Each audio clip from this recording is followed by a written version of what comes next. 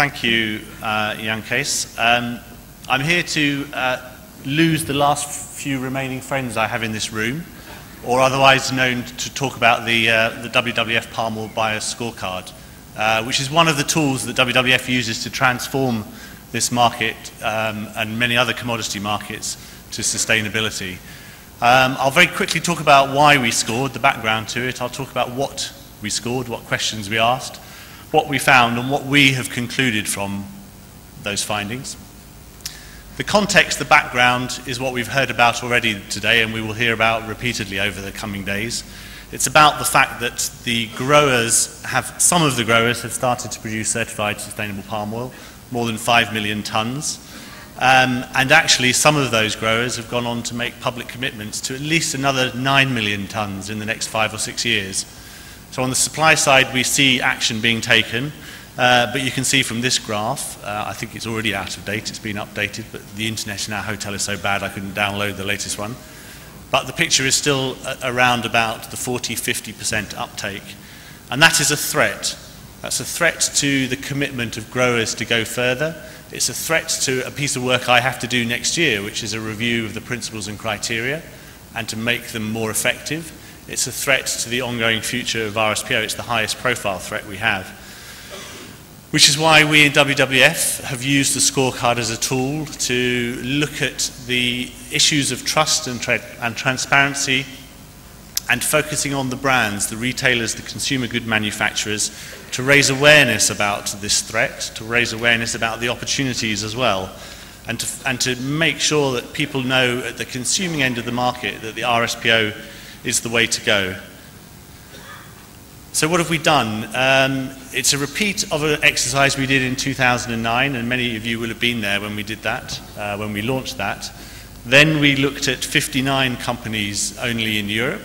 We've expanded that now to 132 companies, 44 of whom are retailers and 88 are consumer good manufacturers. We've also expanded the selection to emerging markets like Australia and Japan, where we're seeing action.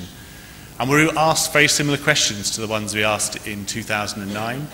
We focused on the RSPO as a very easy first way in which companies can show their commitment. So it's membership of the RSPO, but also the commitments that they're taking up, and particularly the commitment on reporting. We then moved on to ask questions specifically about whether they have made a public, clear commitment to only buy certified sustainable palm oil by 2015 or earlier. We also then asked questions around their transparency about, do they disclose the volume of palm oil they use? Do they disclose the volume of CSPO they're using? And then of course we asked the final and for us the key question about, are they buying certified sustainable palm oil? A very similar set of questions, as I say, to 2009, which has allowed us to make a brief comparison between what's happening now and what happened then. So the good picture is that actually there's a lot more action on sustainability in palm oil than there was in 2009. We've been able to score more companies because more companies are in the field of looking at sustainability. Many more of them are RSPO members than they were in 2009.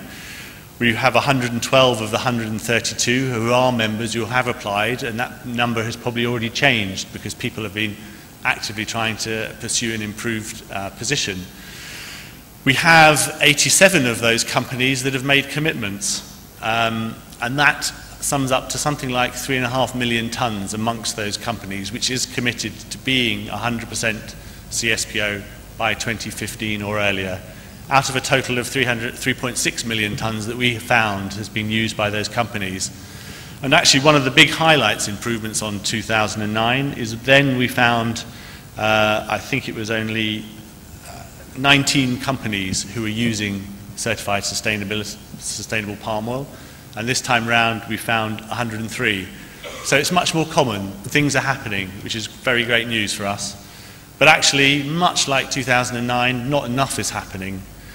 Not enough. There are some companies using palm oil that we scored that still aren't RSPO members. There are very many who haven't made commitments to certified sustainable palm oil. And there are also several who aren't being transparent and open about the amount of palm oil they use.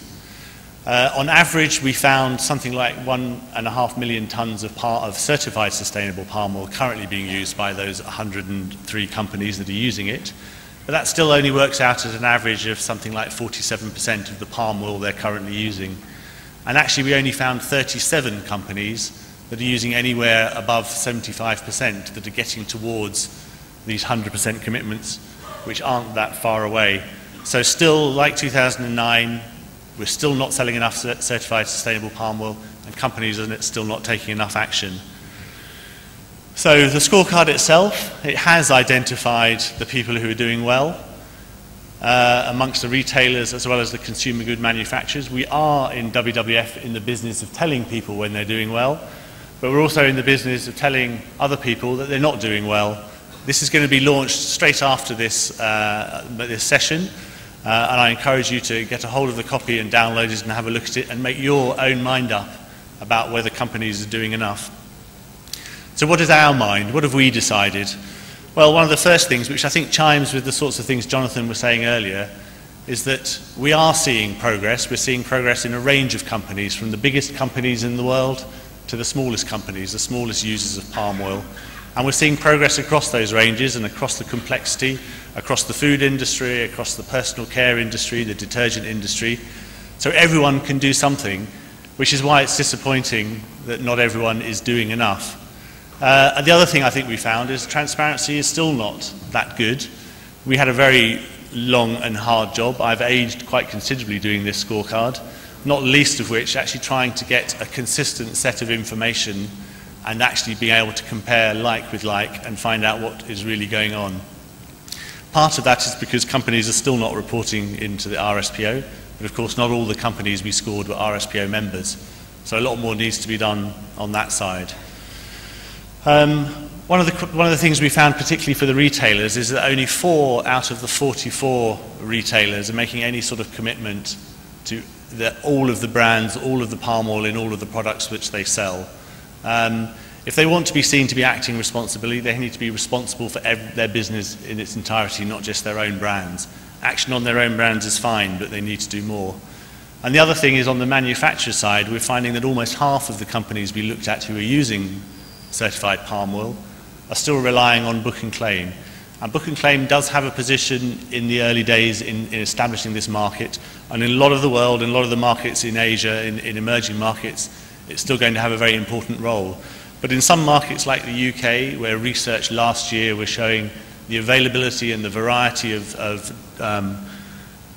palm oil that's coming from certified sustainable palm oil sources is increasing, we really do believe it's time for the industry to start taking responsibility, to start to trace that.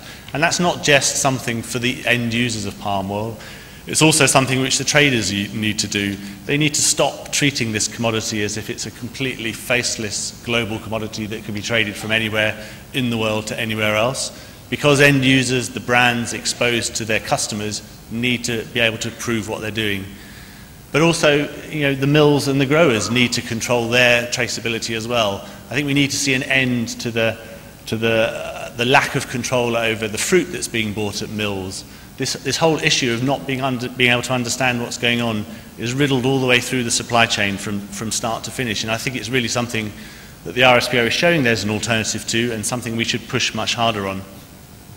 So the industry, as I was going to say, at a crossroads, but actually Jonathan said a turning point, and I think that's right. We can progress on this journey forward, we can get to sustainability, or we can get lost, we can go in the wrong direction. But what we can't do is stand still, and what we can't do is go backwards. So we do need to make progress. It's never been easier. The overall conclusion, it's never been easier. The options are there, the certified palm oil is there. It's never been easier for companies to do things, and it's very disappointing that we still have a situation where companies are at the bottom. That needs to change. All the companies using palm oil need to be at the top of our next scorecard. You can find out a lot more when we launch the scorecard now. There's a link here that you can download it yourself. There's also some very useful tools that will be on the website, which consumers will be able to use to make their own informed decisions about their buying choices. And we think that's the greatest thing that RSPO can bring, is clarity about what individual consumers in everyday make about the choices they make in the supermarkets they go to. Okay, thank you very much.